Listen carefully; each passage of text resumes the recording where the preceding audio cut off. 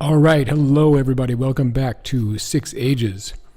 I'm very excited to get back into this because this time I'm going to be performing a ritual, which is the ritual of, if you'll indulge me for a moment, I believe it's Relativis.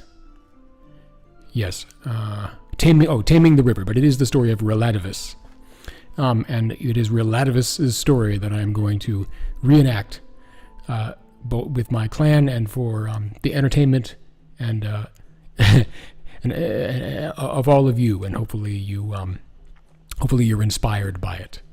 Hopefully it's an inspiring story to experience, and it's going to be particularly inspiring if I don't manage to get my hero killed or bring some calamity upon my clan.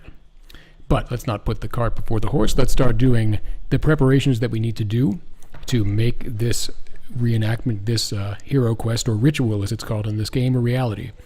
I was looking over my ring, and one of the things that I noticed is that my war leader is here in the ring, who is of the family Zarent. I think that may be the reason why I decided to put her on the ring, but she is a worshiper of Osara, who is a deity of female warriors, and that's a great thing, but it's not as relevant to what I'm trying to do with my clan as some of the other gods who are represented on the ring.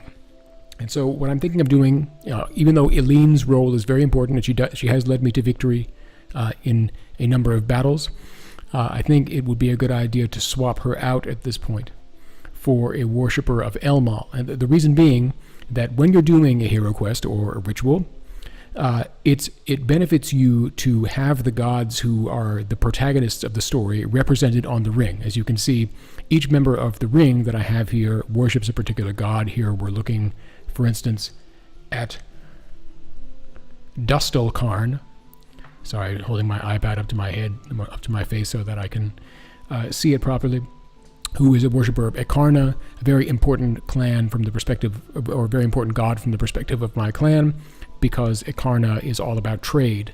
And as you have seen, if you've watched any of the past Let's Plays in this series, or the past streams in this series, I find trade to be very important in this game, and particularly in the late game, it's very critical to be able to buy everybody off who might otherwise be your enemies and want to kill you. Why are we doing this quest? Why am I planning to do this ritual? Because there is a river to the south of my clan that's known as the Black Eel River.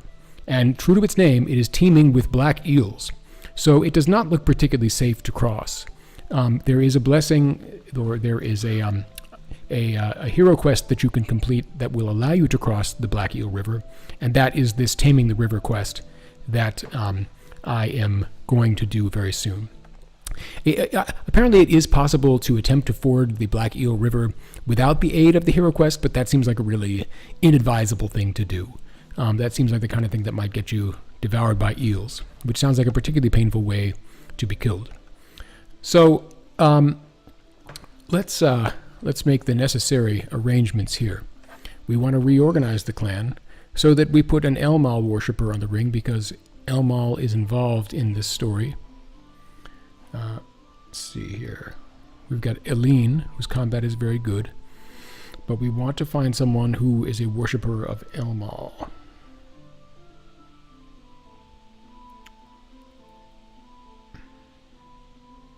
And ideally someone who is a member of the Zarent family as well, though that may not be possible, because the families that each individual noble belongs to are very important for maintaining the harmony of the clan. Here is an Elmali, or an Elmal worshiper named Erastus. Is Erastus already on the ring? No, that's Zaxoro. Okay. Okay, so I'm just getting a little bit of a refresher here to try to figure out how to... Okay. So I just removed her from the ring, although she's going to continue to valorously lead my troops in battle, and I very much value her contribution for that. I say this as if she were actually listening. I get a little bit too involved in this game, I think. A little bit... Perhaps I need to... I have difficulty distinguishing between it and reality sometimes, if you couldn't already tell by my costume. Anyway, we're going to put Erastus on the ring, and that will be our reorganization. Our approach to the Chav Ashdai bore good fruit. Their attitude toward us is much improved. That's good. As galling as the idea of giving gifts to the Chav Ashdai is, considering the fact that they blinded one of my weapon thanes, purely out of a religious disagreement that really didn't involve him. The foragers and I have returned from the north. We found lots of good apples, as well as an unusually large berry patch, and we smoked out a hive of bees as big as my fist and took their honey. We loaded the travois. I never actually heard that word before.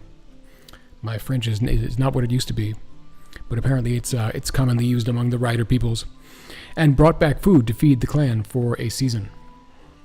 That's wonderful. The clan mood is optimistic, which is the best the clan mood has ever been, and I'm very happy about that. Our people are also very healthy. We don't have any sick or wounded. Our goods are in a very good situation, so to speak. A very clever pun, I know. And right now it's fire season, so it's a good time to travel. And so what I'm, let's see, I could either explore, but I was actually thinking that I would try to make a trade for some herds, because as you can see, I think the only thing that I'm a little bit deficient in is herds, even though I'm not getting a specific warning on the clan screen about that. So let's see. Who is known for their significant herds?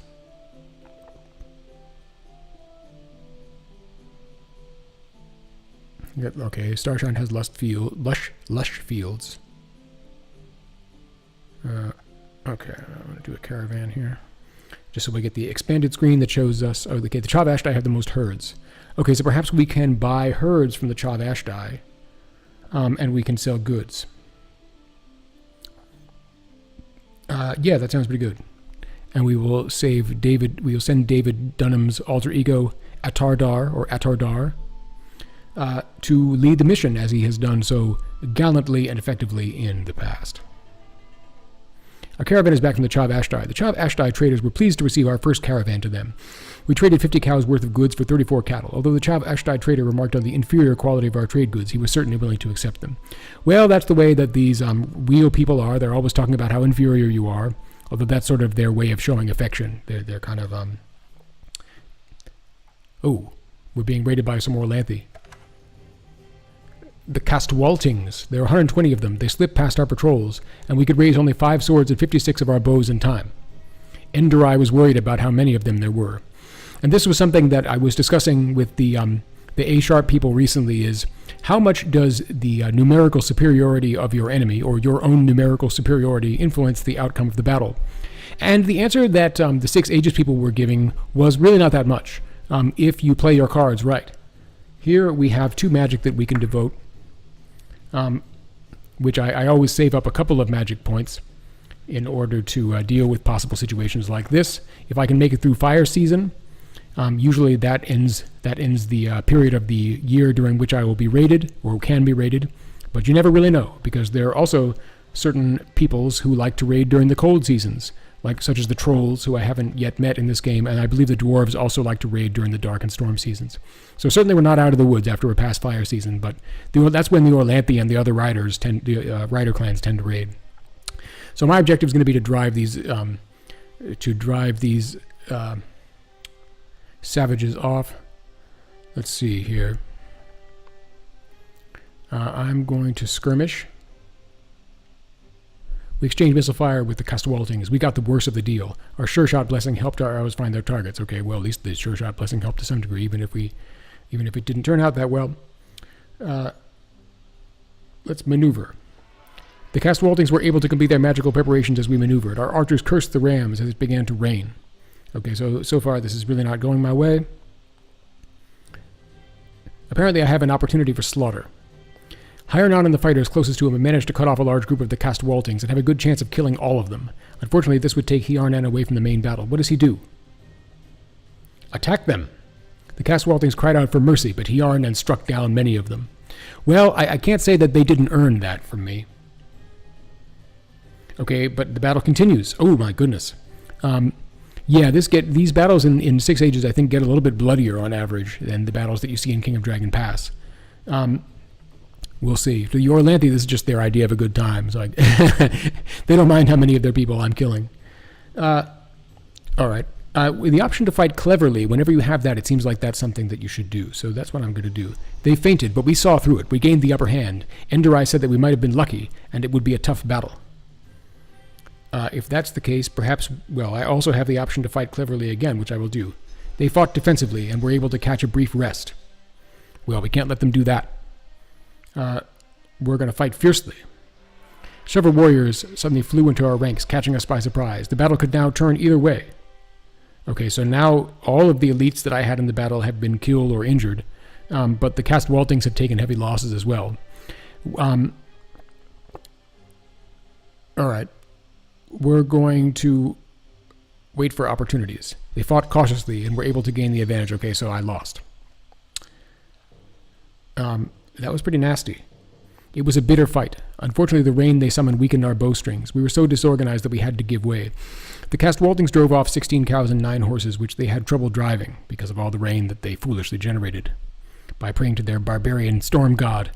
They stole 21 cows worth of loot. It would have been worse without our fortifications. Due to their prompt healing, our auxiliaries saved 2 warriors from dying.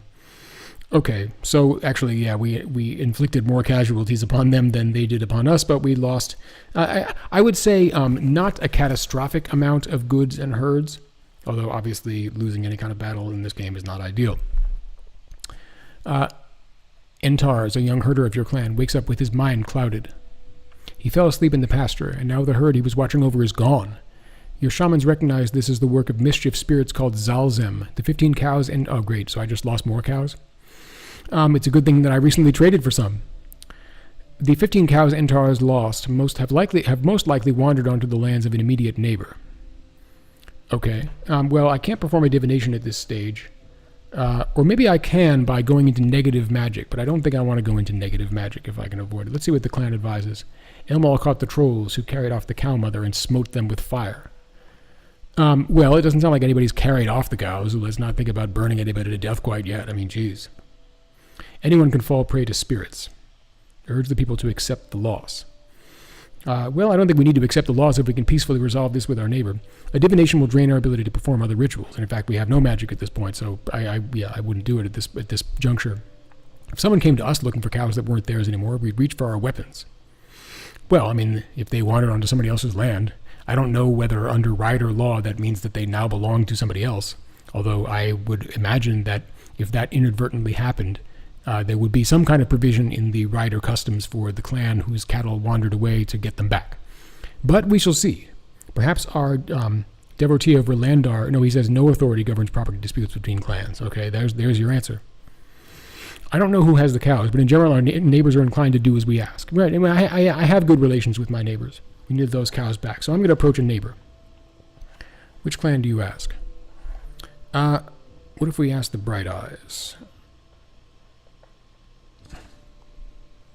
Who do you send to ask? Well, someone who excels at diplomacy, and we have many of those people in our clan. Let's send Erastus. How many warriors do you send? I mean, I don't think they're going to kill my people on sight, simply because I think that my cow has wandered off my land.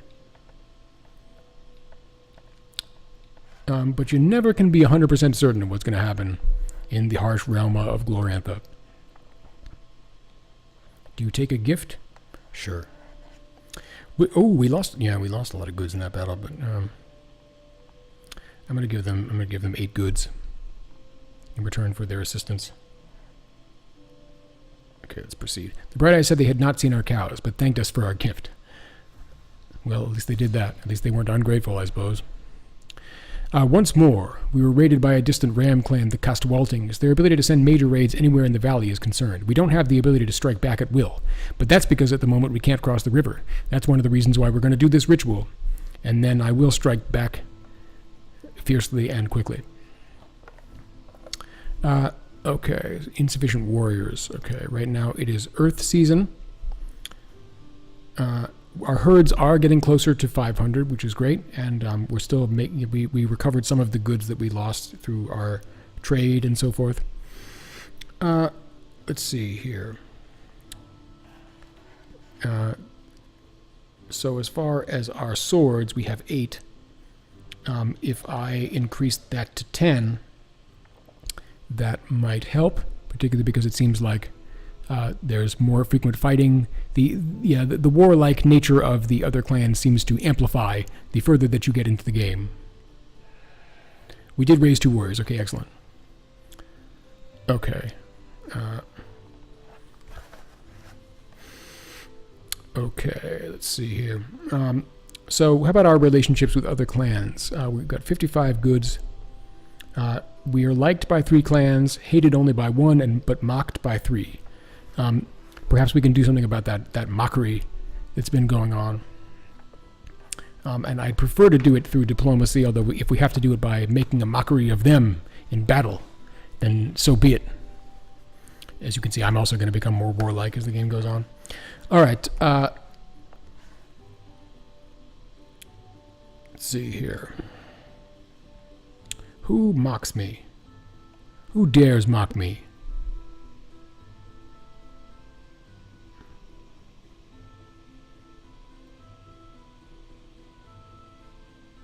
I'm known for being extraordinarily haughty, even by wheel people standards. That's quite haughty. Porganosi, that's another Orlanthi clan who once raided us. Okay, the 7 stars mock us. Where are the 7 stars? Okay, this is based on the color that's shown, the 7 stars have a relatively good relationship with us. Oh, by the way, if the audio is too loud or too soft, please let me know. Unfortunately, I'm not able to import the music or sound using the iPad. No matter what kind of technical configuration I try, when I connect the iPad up to my Mac, I don't seem to be able to import both that sound and the sound of my luscious voice. So I chose my voice because otherwise you would just see this weird guy wearing a helm and robe and so forth on the screen, and not be able to understand what he's saying, which would be tragic. Because you see someone like that, it's going to pique your interest. Anyway, I'm going to send an emissary to these 7 stars to see if we can get them to stop mocking us. And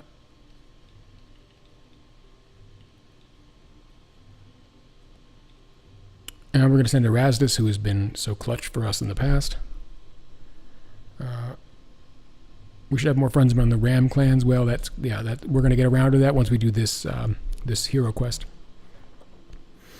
A delegation from the Bright Eyes clan arrives at your clan boundary to make a request. You also know them as the Pure Horse clan, a nickname they earned by domesticating only the horse, refusing to herd cows or goats, so they like drinking horse milk, which is common among the rider people. As you know, our way of life strengthens the connection between this valley and the goddess Gamari. This benefits all riders, making your horses swift and brave. Recent attacks by elves have set us back. We ask that you repay our ongoing service to valley riders with a gift of goods. Other clans have been giving us goods worth 5 horses. Okay. All right. Who has an actual recommendation regarding what to do? They need us. Their special rituals may help them, but don't do that much for the rest of us. That's my suspicion. It seems like a bit of a shake. They're asking for goods worth 20 cows. So what? 1 horse is worth 4 cows?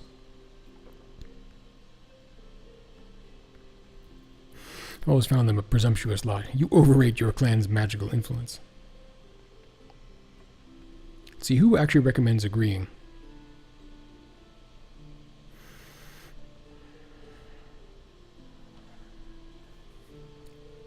Let's see. How about we will buy horses from you? They have 10 to sell. How many do you purchase? I'll buy 4. I think that's going to be 16 goods. Yep. Although the horses they sold were not their prize stock, they were still sure-hoofed. Okay, well, I didn't end up spending 20 goods. I ended up saving 4, which is good. And that ends the random event without any sort of terrible animosity between me and the clan that was involved, so I would call that a win. All right. But still, they continue to mock us because they're jerks. Okay, let's see. We got 44 goods. What about our fortification situation here? It looks like it's pretty good, actually. That's going to be 50 goods, 75. Okay, so we're going to need to wait until we have a few more. Hopefully we can get through a year without being raided and having our goods plundered. Let's see. The magic situation, I think, is very good. We have a lot of shrines. We're known for our many shrines at this point, which I think is the game's way of telling me that I'll probably get enough shrines. at least for now, until I get a larger goods income and I get a higher income as far as herds are concerned, because you also have to sacrifice cows and other animals in order to maintain your shrines. So let's see if we can raise our herds above 500 by doing another trade caravan here. Our market will make a profit of 74 cows worth of goods this year, and the crafters will make 49 cows. That's great.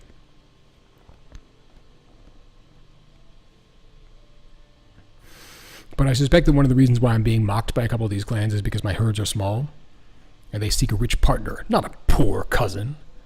As the saying from King of Dragon Pass goes. We should establish another permanent trading route. Okay, that's interesting. We should buy more herd animals. Okay, so that's an interesting proposition. That is the trade route.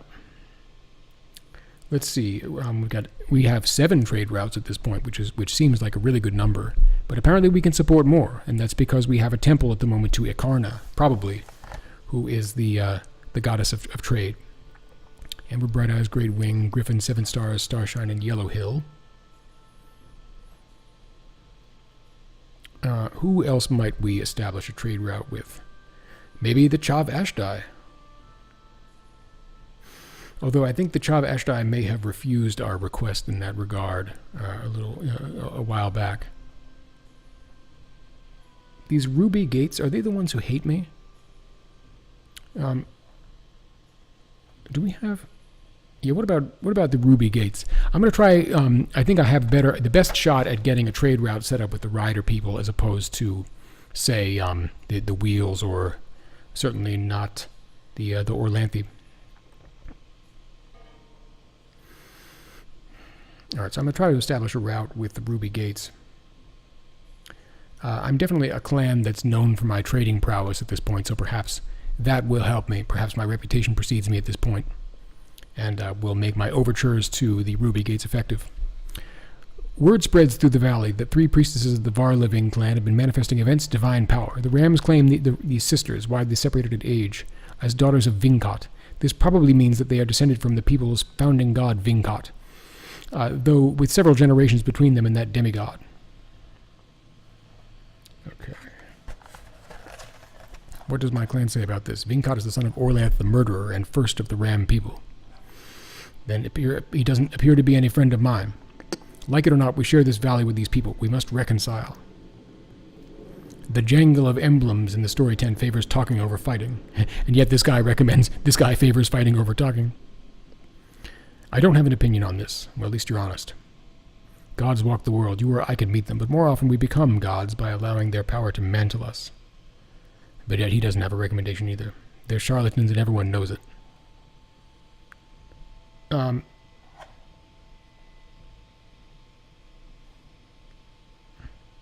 Let's see. All right. Yeah, I don't see the need to gift these people. I don't feel any particular love for the Orlanthi. All they've really done so far is attack me. So I'm going to go about my business. People agree with their leaders. There was no reason to do anything rash. Excellent. We sent Erastus to give goods worth 8 cows to the 7 Stars clan. Our gifts were graciously received by the 7 Stars. As near as I could tell, they think well of us. Okay, perhaps that ended the mockery. A giant snowdrift cut off the only route to the Ruby Gate clan. We will wait until warmer weather before attempting to trade again. Okay, so that answers the question that I've had for a little while about whether or not weather can reduce your ability to trade. Here, the caravan left during Earth season, but it ended up being dark season by the time they were actually able to make it to the Ruby Gates, and so they were driven back by the cold weather.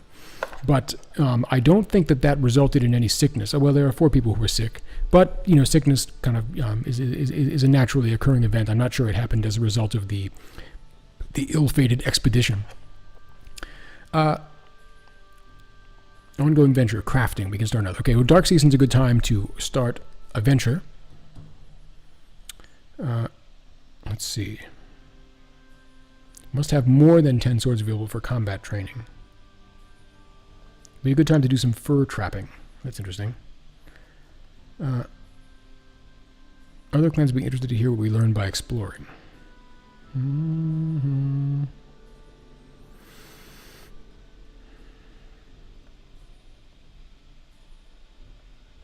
Clan magic is low, so we should perform the ceremony venture. Okay, that's kind of interesting.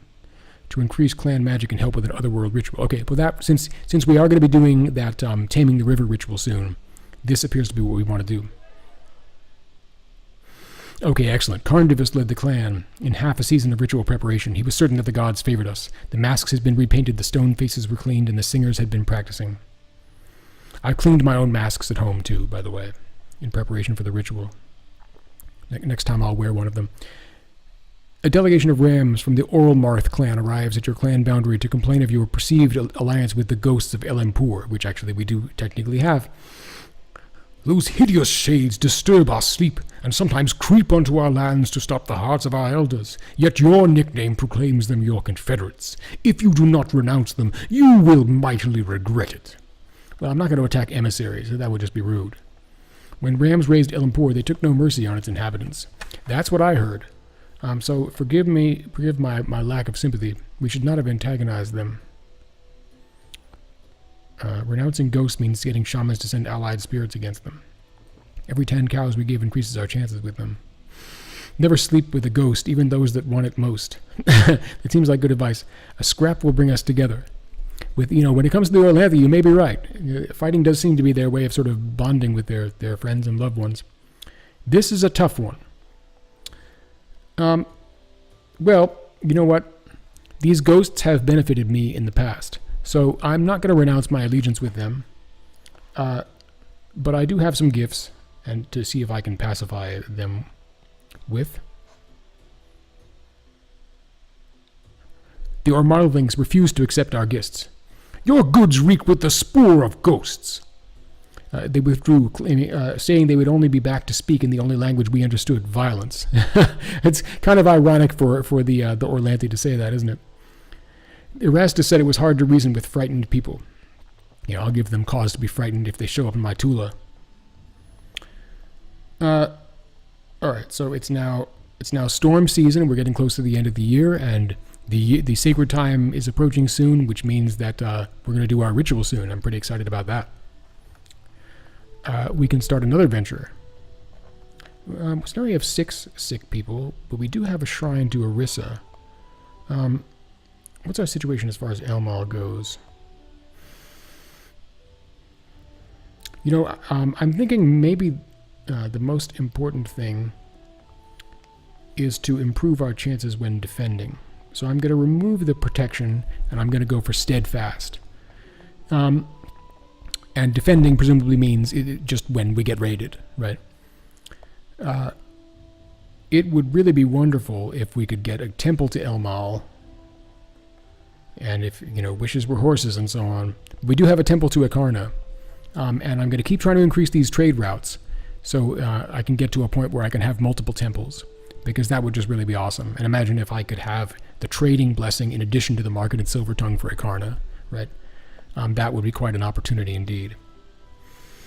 So I was able to explore during storm season. Hopefully it doesn't increase the chance that the explorers will never return. But since I'm looking to make myself useful in some way,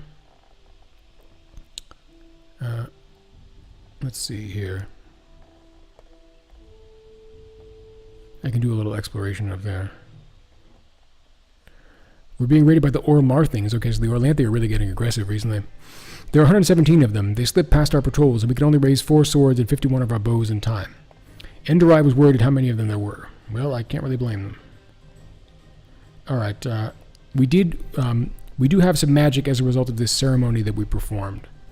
And I do have this blessing that aids with defense, so hopefully that's going to help me.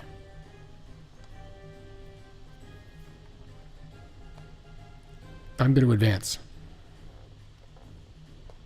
Because, the Ormarthings were able to complete their magical preparations as we advanced. Okay, so it seems like when the Orlanthe are attacking, I've now learned my lesson that I need to charge them immediately because they're going to do this sort of rain. They're going to sacrifice for this rain blessing that's going to make it difficult for my bows to shoot. I want to take advantage of an opportunity for slaughter. Hjarnan and the fighters close to him have managed to cut off a good number of the Ormarthlings and have a good chance of killing all of them. This would take Hjarnan away from the main battle. What does he do? He attacks them.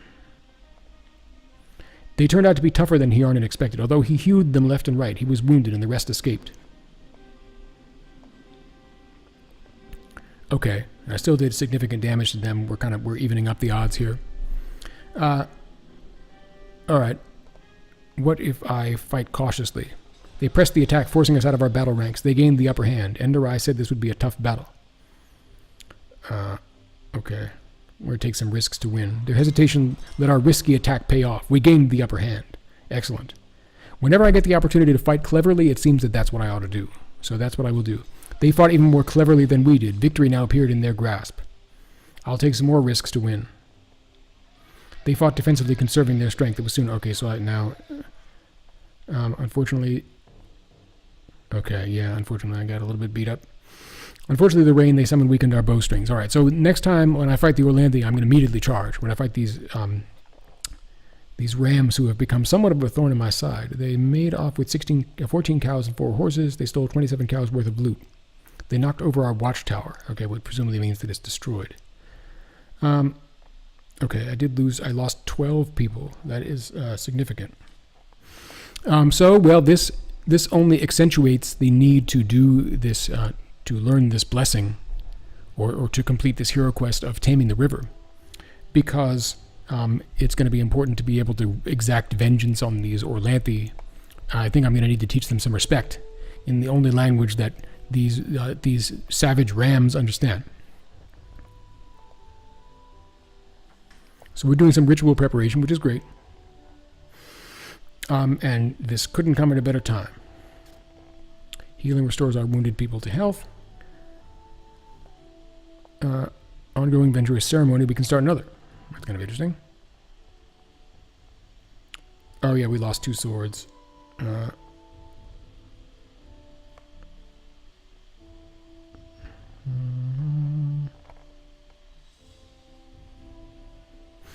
Okay, I'm just taking a look here at the possibilities as far as ventures are concerned.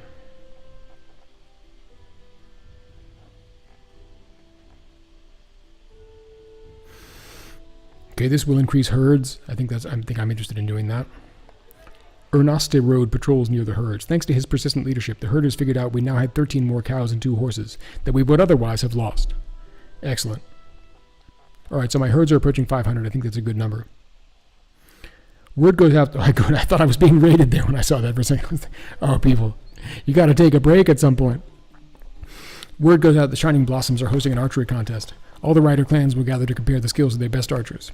Prizes will be awarded for the best adult, best youth, and best child in both men's and women's categories. Well, let's see. What does the ring say? I don't have an opinion, and neither do I. Let's place wagers on our archers. Focus only on winning prizes. You know what?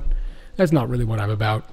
I don't particularly care what the other clans think of my archery skill as long as they're not going to mess with me. And it seems that the other rider clans are not particularly interested in raiding me. It's only these dirty foreigners from the south, the Orlanthi, who are raiding me. Friendship can never be too solid. I agree. Our peoples meet in tribes. We come together to shoot arrows. If alliances are forged, then that is what happens. I agree. Do we have grievances at the moment? There's one clan that hates us, and there are 3 that mock us. Yeah, why don't we try mending grievances? Though we did not drink kumis together and embrace like old friends, we made progress by those whose hearts were frozen against us. Excellent. Hjarnan died of old age. Our warriors will certainly miss him. He certainly fought with valor. I have returned from our exploratory mission to the northwest. We can add more to our map, although I can't say we discovered anything worth sewing into the walls of our story tent. Along the way, we met other explorers from the valley, from the Shining Blossom clan. They must disdain our courage, as they attempted to intimidate us with an impromptu whooping run. Alas, we showed our fear. Whooping must be a lot scarier than it sounds. Their laughter still rings in my ears. We must recover our honor with a raid. Now, that creates some complexity, because the Shining Blossom clan, I believe, is a trading partner. I wonder if they couldn't be an ally. But in any event, we're going to do this ritual. I've still got 4 magic. I put 3 in ritual.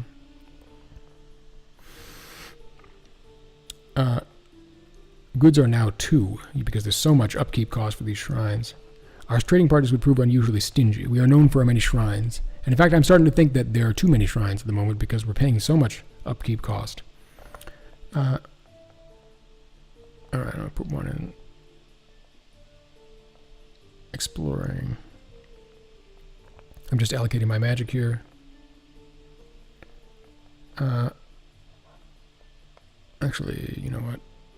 I'm going to put 1 in diplomacy. and proceed.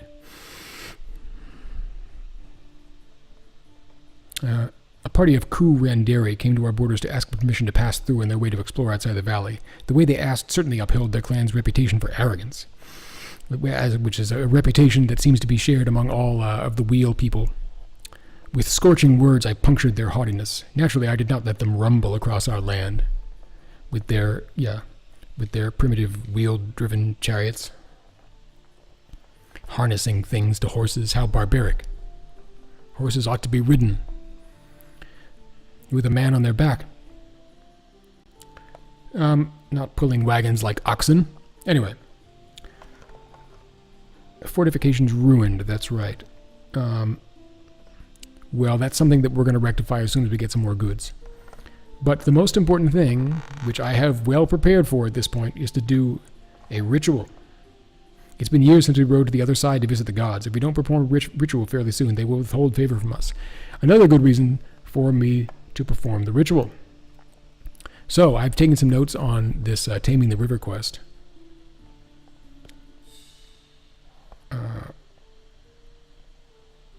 This ritual can enable river crossings or help fight the forces of water. Let's do it. You embark on a ritual to send one of your number off to the side of Relativus as he defends Nivora. To tame a river, you will need to perform the ritual using water from it. The Oslira River is both more powerful and further away from the Black Eel, so using its waters will make the ritual more challenging. You have yet to tame either one. Which river's water you do prepare with? Well, it is the Black Eel River that we intend to cross, so it is its waters that I shall use. Do you seek the aid of other riders? Sure. If the yes will click. Okay, good. Other rider chieftains found various reasons to turn us down. Our emissaries said we had not done enough to impress them of late. Perhaps violence is the only language that other rider clans understand, and I needed to conduct some more raids. Do you also seek the assistance of Wheels? Their ancestors also lived in Relativus' city, but over the generations have allowed errors to creep into the stories they tell about him. Very well.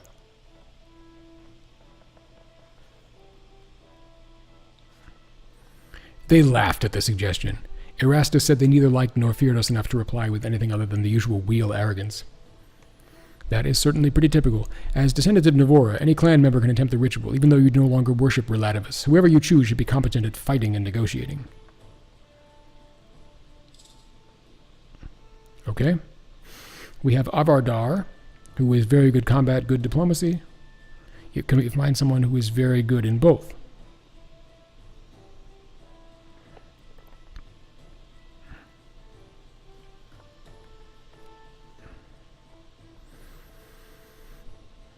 Good and very good. Okay, so it seems that,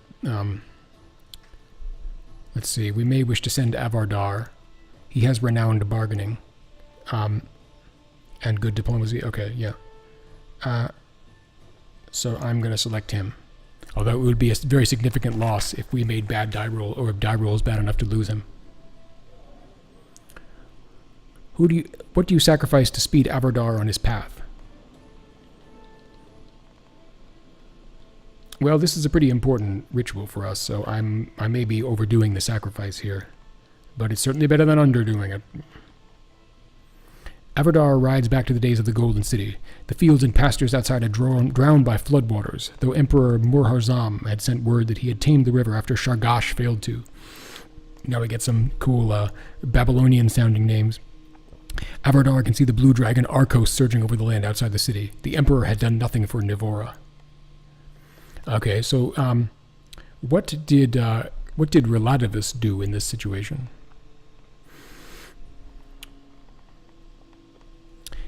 Yes, okay. The Emperor strode forth. A blue snake surged toward him. He gave the shovel and bucket to his servants, and they used them to tame the serpent. This was Oslira.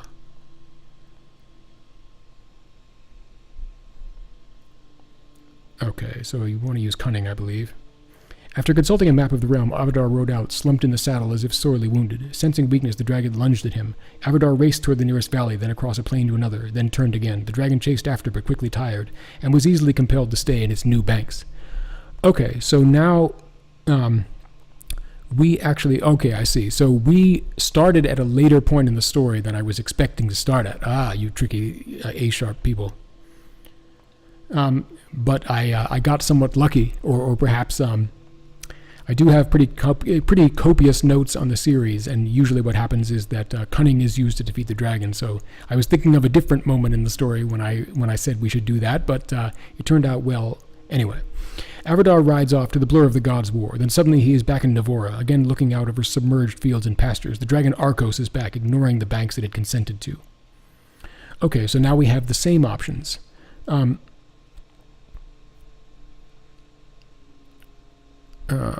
Okay.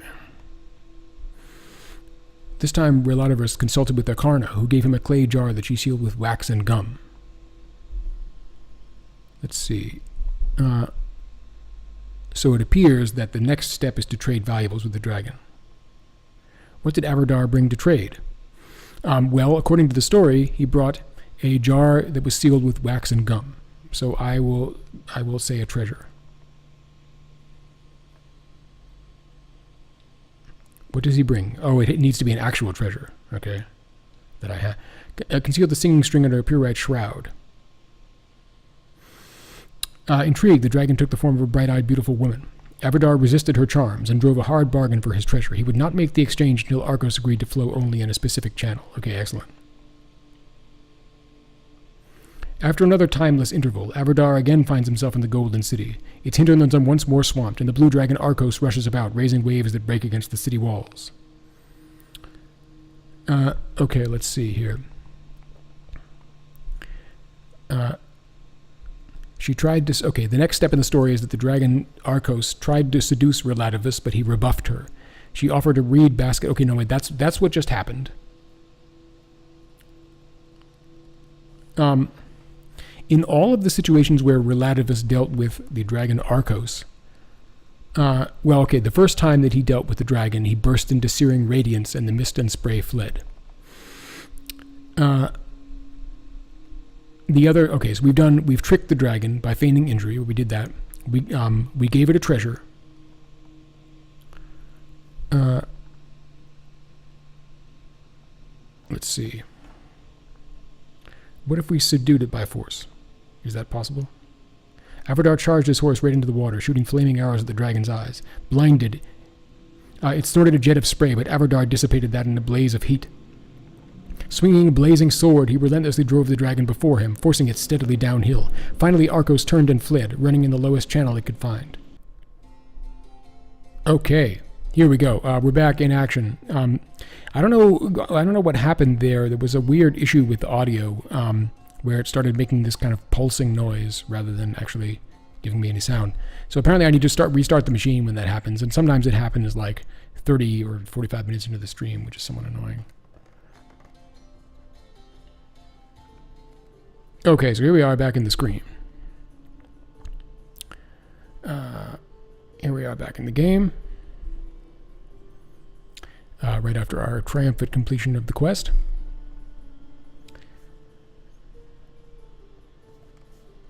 It's now sea season. What I think we're going to do in fire season is we're going to exact some vengeance upon these Orlanthi clans who have not been treating us particularly well, to say the least.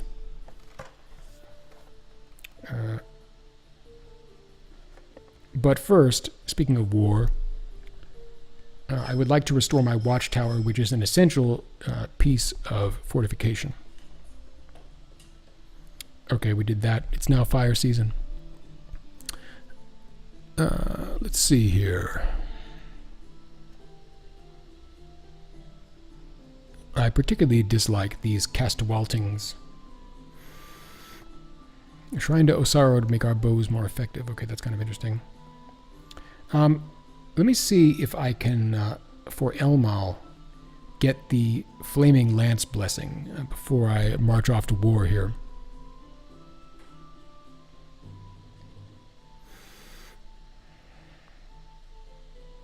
Elmal is our main deity, but we don't know all of his blessings. Well, we're gonna correct that as best we can.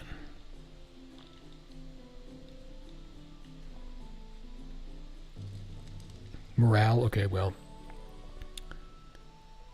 The clans who refused us when we asked for their help in the river taming ritual now see what they missed. That will show them. It sure will. We're being raided by the Chav Ash... Oh, those bastards.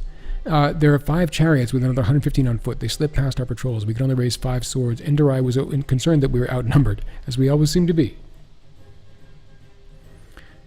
Alright. My objective is going to be to drive them off.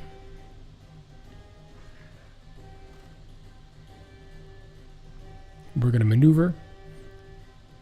As we began to maneuver our forces, the Chav Ashdai sent out a herald. Do you agree to parley? Against my better judgment, I think I will. For just this once. And if they end up just kind of, running him down or something like that, then I'm going to be very akunto, as Sean Connery says in, what was that movie? In Rising Sun. Do you agree to parley? Yes. They mocked our emissaries in our clan. Okay, well, I don't particularly take kindly to that, so I'm going to respond in kind. Perhaps your chief should be leading his chariots instead of using them as shields. You must worry that the gods turn away from you.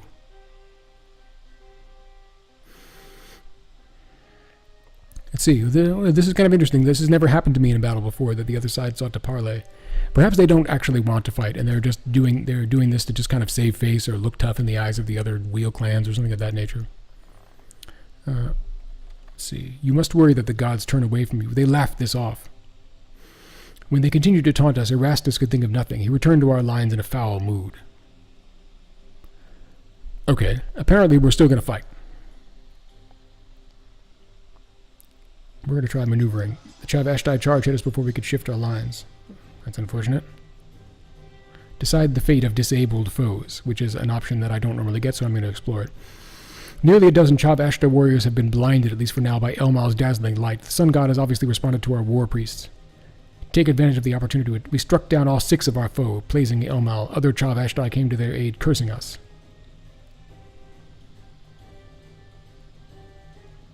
Fight fiercely. They were ready for our attack, fighting cautiously. The battle began to swing their way. Enderai said that you would have a hard time matching the enemy war leader. And then perhaps we will conserve our strength. They fought defensively and were able to catch a brief rest. Okay, so we lost this battle as well.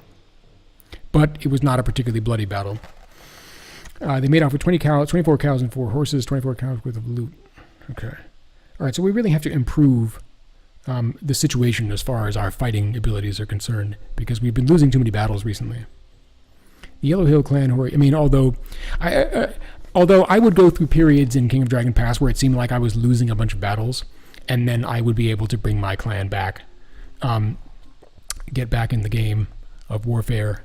But also, they would only be temporary setbacks as far as the loss of herds and goods are concerned, and I would quickly recover from them. So I'm not going to worry too much about what's been going on at the moment. I'm going to trade for more herds and see what I can do. The Yellow Hill clan were your allies. Send emissaries to request your participation in a mission to hunt down and drive off a roving band of Forosilvuli raiders. These people are rams, but not from the valley. They hail from one of the 4 storm kingdoms to the south.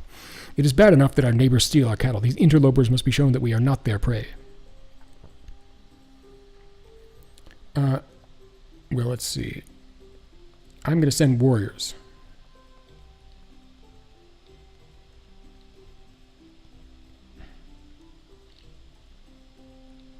Yeah, we really have to be holding the iPad flat. That's a problem. You can't really pick it up because then it's not as responsive to your touches. The Yellow Hill Hunters led us to the raiders' scrublands.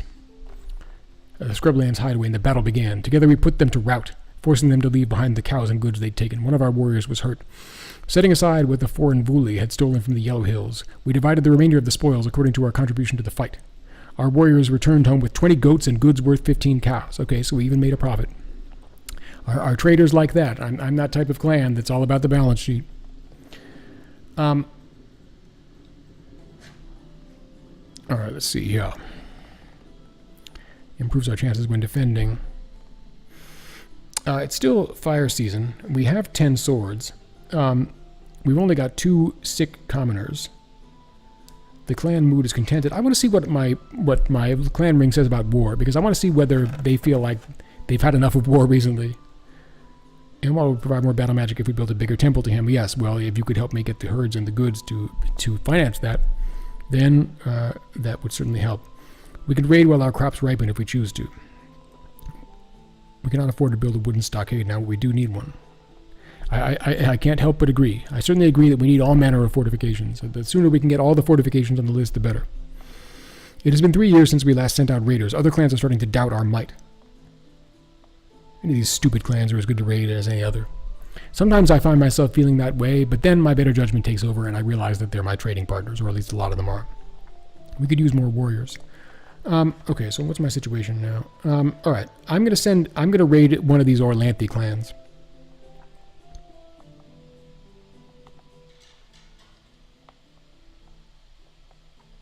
I can call them these Yellow Hills.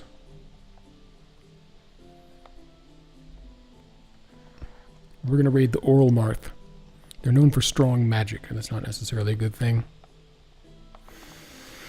Okay, you know what? I don't like these Chav Ashdai, and I don't like these Nar Anan. They mock us. Well, we're going to remedy that the only way that we know how. Apparently giving gifts doesn't help.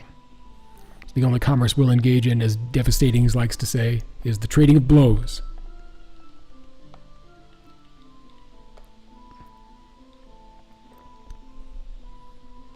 Let's do it. The Yellow Hills sent 9 warriors. We eluded the Naronan patrol, and our 8 swords and 81 bows are facing only 5 charioteers and 55 footmen. Enderai was glad that their force was weaker. Still, anything could happen. Enderai noted the Naranan chief was noted for his caution, though his clan disrespected our might. Well, we'll soon teach him some respect. Our objective is to plunder.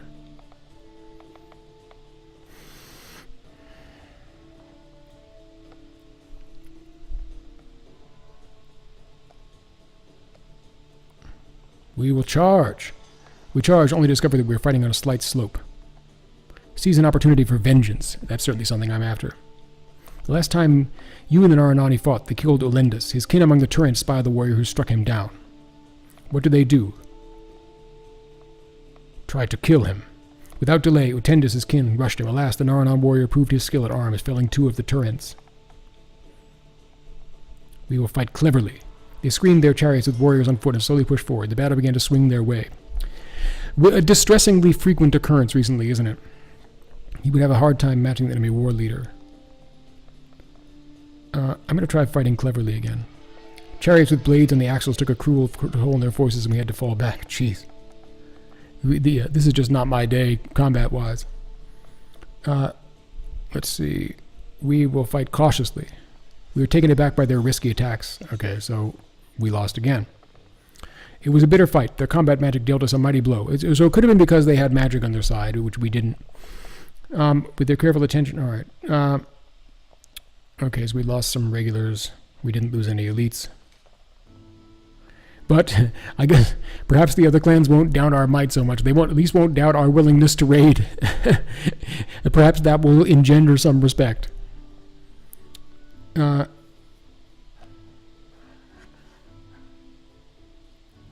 see. Alright, so now nobody hates us anymore, and there are 4 clans that like us. Let's see. We attempted to form a trade route previously. Let's see. With the Ruby Gate clan. Let's see whether we can accomplish that now.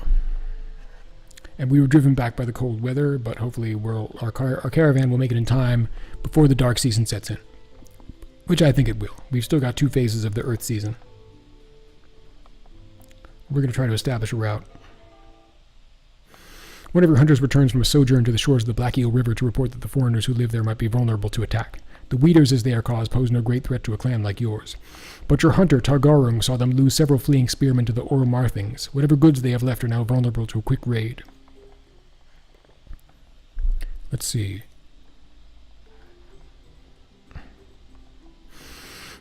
Send spirits. I don't want to get involved in sending evil spirits or sending spirits to do mischief.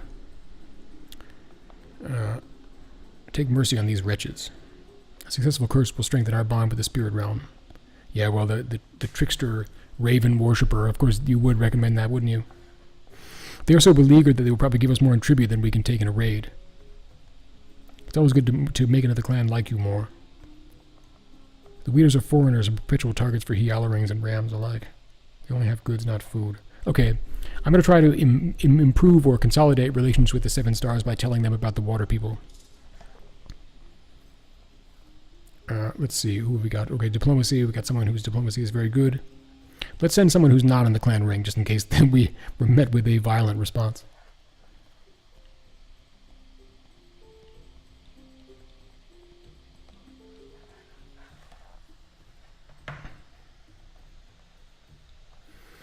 They received our news with gratitude. As our emissaries left, they were already assembling to raid the Weeders. Okay, so we just improved relations with the Seven Stars. That can't hurt. We've sent out a trade mission. Let's see, what else might we do here? Okay, it looks like the sound is still good. Insufficient warriors. I believe that's because 2 of our swords are currently away on a mission. Alright. Let's see here. What do we want to do?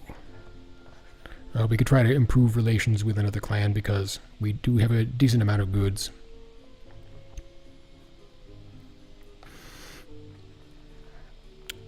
What about these Sagarin?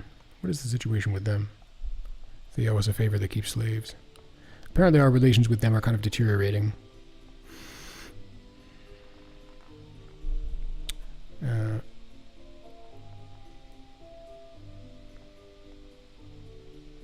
So I'm going to see what I can do about that. I'm going to give them some gifts. I can afford to do it. We should have more friends among the Ram clan. That's an interesting recommendation. Allies will worship us and let us. Okay, so we should form an alliance. That's another priority. The threat of banditry is low. That's good.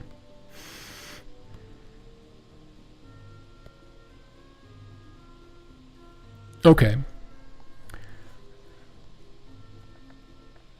The Grey Wings. Okay, that's a good idea. Because we probably could use another ally. So let's see if we can obtain an alliance. Our caravan is back from the Ruby Gates. The Ruby Gate traders were pleased to receive our first caravan to them. They agreed to trade with us on a regular basis, and we made a profit from the trip. So that makes 8 trade routes for me, which is wonderful.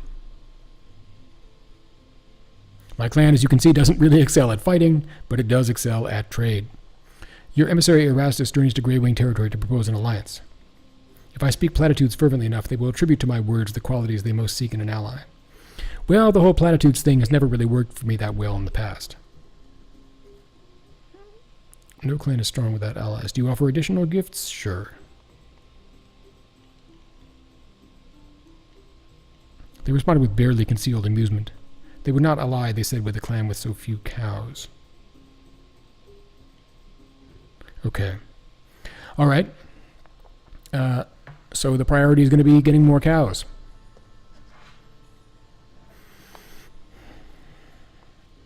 Perhaps a ritual can aid us with that. Okay, we have herding, which is an ongoing ritual, and that's something that is intended to help us get more cows. Still got a fairly good amount of goods. I'm going to see if I can learn this Elma Blessing Flaming Lance.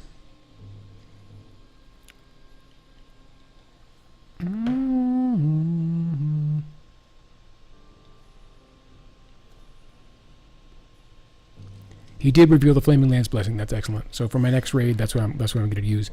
We don't currently have market and trading magic to support trade with all of our regular trading partners. I fear someone will soon stop sending caravans. Okay. All right. So here's the next thing I'm going to do. A war party of rams from beyond the valley request parley at your border. They identify themselves as Forest Silvuli, who dwell to the south. We despise all sun peoples, but today despise the chariot-driving Salgorini above all others. Well, you may be a good friend to me after all. We know we are in the general area, but need exact directions to their lands. You will give us this help, or suddenly we will despise you more than we do them. All rams share responsibility for murdering the Sun Emperor, but these ones revel in it more than most. You have nothing to gain by attacking them.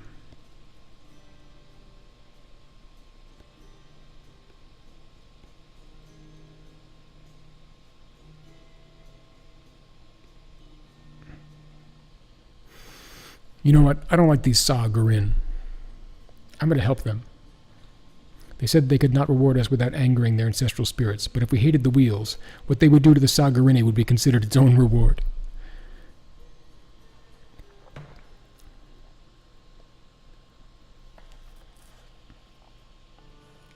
All right. Yeah, I'm not particularly... I can't say that I feel that much sympathy for the Sa-Gurin, who have treated me somewhat rudely and also raided me.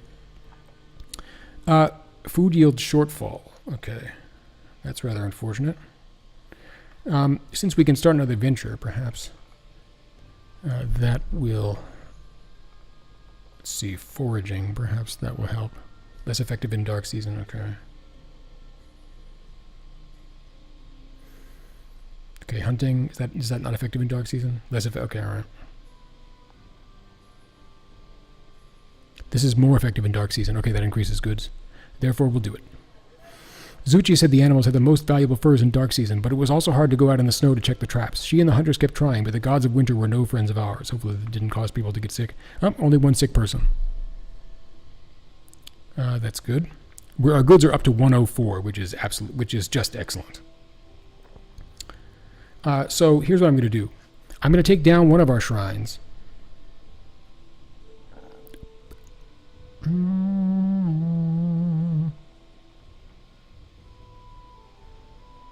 I have lots of food-related blessings, so I'm a little bit surprised that there's a food shortfall.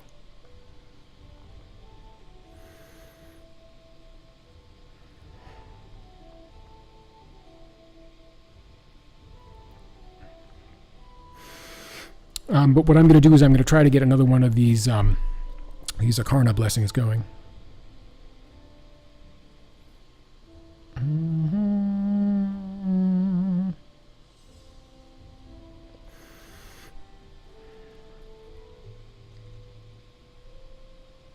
I'm going to reduce the Orisa Shrine. The Sa-Gurini suffered greatly from the Frostivuli attack, and they also hate us, and don't like us anymore. I can't say I'm particularly concerned about that. Josadavis, war leader of the Yellow Hill clan, shows up with a pack of his fellow fighters to invite you to a game of Chadash. He Rings played this game from horseback, so it's kind of like polo, knocking a ball into your opponent's goal by hitting it with mallets. In matches played to celebrate victory in battle, it is traditional to use the head of an enemy. Well, I see that we and the Orlanthi perhaps share a little bit more of a few more brutal traditions than I had thought. In this case, Josadavis was brought the head of Farnan, chief of the Varlivings, who he has just successfully raided. Well, I can't say that I have a lot of respect for the Varlivings or a lot of sympathy, although, I mean, it just doesn't seem like it would be a lot of fun to play polo with a severed head. I think that I wouldn't be able to get over the fact that I was doing that. Well, let's see, what does my ring say? We must get that head back for the poor Varlivings. Chad, Chand, you can. Why does Erastus always say these juvenile things? He's acting like one of these Yurmal people. Our Chadash ball is made of clay hardened around the skull of... Okay, so it's actually clay hardened around a severed head. Play provided you use your ball. Do you sweeten the suggestion with a gift? Sure.